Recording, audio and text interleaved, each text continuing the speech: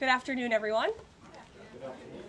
We are now in day 3 of the Democrat-led government shutdown. The Democrats continue to recklessly hold the American people hostage over their demands to give illegal aliens free health care. Republicans are fully unified behind passing nonpartisan clean funding bill, the exact same bill that Democrats approved back in March to reopen the federal government. But those same Senate Democrats are now voting against this clean funding bill and keeping the people's government closed. I understand Democrats will have an opportunity very shortly here to change course, and we hope that they will. There are significant personal impacts on millions of Americans as a result of this current government shutdown.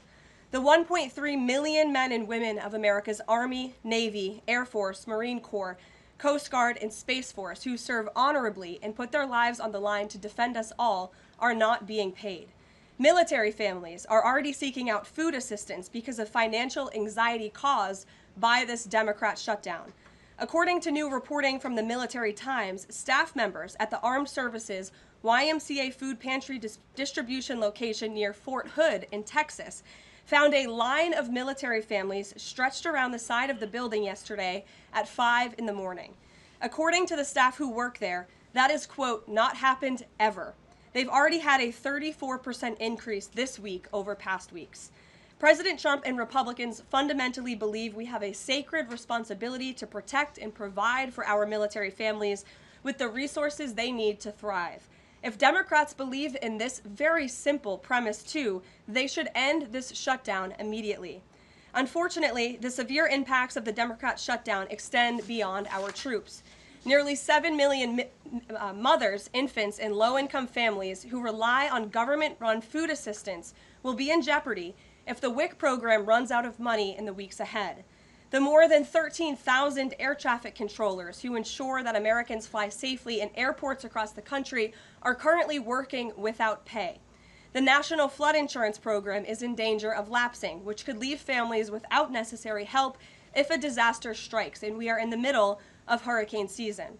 Critical services offered at Social Security field offices are reduced for senior citizens and disabled Americans. Helpful transition assistance programs are not being provided for veterans who fought to defend our country and are now trying to re-enter civilian life. The economic consequences of this shutdown are piling up every day. Policymakers, markets, and even the Federal Reserve are flying blind at a key juncture because BLS and BEA data are on hold until the government reopens. Democrats shutting down the federal government to give health care to illegal aliens could lead to lower growth and higher unemployment rates for Americans. According to a new memo from the Council of Economic Advisors, the U.S. economy could lose $15 billion of growth domestic product each week. Every single week, the Democrat shutdown extends, with a month-long shutdown leading to an additional 43,000 unemployed people.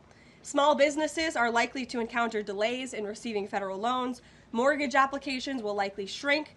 And just this morning, Business Roundtable, an association of more than 200 CEOs of Americans' leading companies representing every sector of the U.S. economy, put out a statement urging Congress to pass the clean CR that will once again come before them in the Senate floor in just a few moments. Quote, a fully functioning government is essential for American businesses, workers, and consumers, while policymakers continue working on a full-year funding package and other pressing issues. Again, that is a quote from the Business Roundtable. What's clear is that the Democrats' actions account to an intentional sabotage of our country and our people by shutting down our government. This madness must end. President Trump and Republicans are calling on Democrats to reopen the government immediately on behalf of the American public. All we need are 5 Democrat senators to do the right thing and to stop this shutdown. Call your Democrat senator and tell them to vote yes to reopen the government. On another matter, despite the Democrat shutdown, President Trump's efforts to make America safe again continue. President Trump believes that American cities should be the safest places on earth, and he is committed to making this a reality. We've already seen that President Trump successfully made D.C. safe again in only a few weeks. That same crime crackdown will continue to happen in cities across the country and is happening in Portland, Oregon. President Trump will end the radical left's reign of terror in Portland once and for all. The president has directed Secretary Hegseth to provide all necessary troops to protect war-ravaged Portland and any ICE facilities under siege from attack by Antifa and other left-wing domestic terrorists. What's been allowed to happen in Portland, and we saw disturbing video footage of this last night, this is not peaceful protesting, this is left-wing anarchy that has been destroying this great American city for years, leaving police officers battered, citizens terrorized, and business properties damaged. Since early June alone, Antifa terrorists have laid siege to the ICE field office in South Portland. These radical left-wing lunatics have violently breached the ICE facility by using a stop sign as a battering ram, hurled explosives and other projectiles at law enforcement, repeatedly assault and dox officers, berate their law-abiding neighbors, and have even rolled out a guillotine in front of the ICE facility. And more people should be reporting on that. President Trump has sent federal law enforcement to protect federal assets and arrest those fueling this violence. Just last night, we saw an extremely troubling incident where conservative journalist Nick Sorter was captured on video being taken into custody by the Portland police after he was ambushed by Antifa and was defending himself from these assaults. But instead of arresting these violent mob members night after night after night who are ravaging this community, the police arrested a journalist who was there trying to document the chaos, and everyone in this room should be extremely concerned about that. The Department of Justice spoke with that journalist this morning, and they will be launching a full investigation into his arrest. This incident is part of a troubling trend in Portland where left-wing mobs believe they get to decide who can visit and live in their city. It is not their city. It is the American people's city, and President Trump is going to restore that. I just spoke with the president about this, and he has directed his team here at the White House to begin reviewing aid that can potentially be cut in Portland. We will not fund states that allow anarchy. There will also be an additional surge of federal resources to Portland immediately, including enhanced CBP and ICE resources. Law and order will prevail, and President Trump will make sure of it.